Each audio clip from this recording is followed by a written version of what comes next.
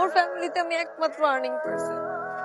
মাস মাস শেষ হওয়ার পর থেকে যতটুকু বেতন পাই ওই টাকার জন্য পুরো ফ্যামিলি বসে থাকে। আমার কিন্তু কোনো দোষ ছিল না, কিন্তু তারপরে ওরা আমাকে অফিস থেকে বের করে দিয়েছে।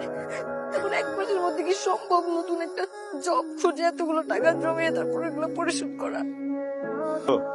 দোস্ত, তোর পকেটে করে টাকা হবে রে? 1 লাখ? তুই কি পাগল হয়ে গেছিস? আমি 1 লাখ টাকা পাবো? সারা জীবন যত বিপদ টিপদ পড়ছে আমি সাহায্য করলাম, আর এখন আমি একটা প্রবলেমে পড়ছি, আর কোনো খোঁজ খবরই নেই। আমি যদি মেয়েটাকে টাকা দিতে না পারি, কি ভাববে আমাকে?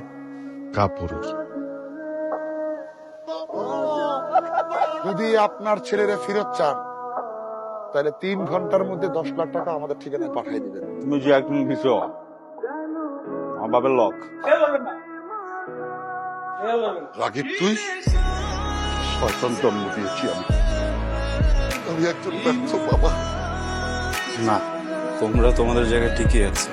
সন্তান হিসেবে ব্যর্থ, শুধু খেয়ে গেলাম। অর্থ কষ্টের সময় আমি অনেক মানুষ চিনেছি, বন্ধু চিনেছি, তো আমার খুব বাজে সময় একটা মানুষ আমার পাশে ছিল, আমার বিপদে ছিল। ওই মানুষটা আজকে অনেক বড় বিপদে পড়েছে। তাকে বাঁচানোর জন্য আমার এর থেকে আর ভালো কোনো বুদ্ধি মাথায় আসছিল না। বাবাজার পা ধোয়া পানি আমাকে খেতে বলেছিল। সেই মানুষটা, যার বাবা মারা যাওয়ার পরে সে পুরো পরিবারের খেয়াল রেখেছে, সেই মানুষটা যে আমার বিপদের সময় আমার পাশে দাঁড়িয়েছিল আর আমাকে বলেছিল যে লজ্জা পাবেন না,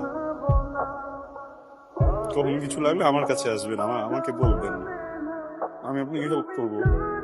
বাবা, আমি না তোমার সামনে কথা বলতে ভয় পাই, বুঝছো?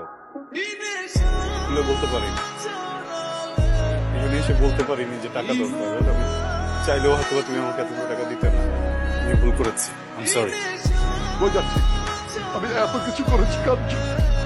তুই একবারের জন্য অন্তত আমাকে বলতে পারছি। যা, এক্ষুনি যা, সে তোমার যত টাকা লাগে ওকে দিয়ে দাও।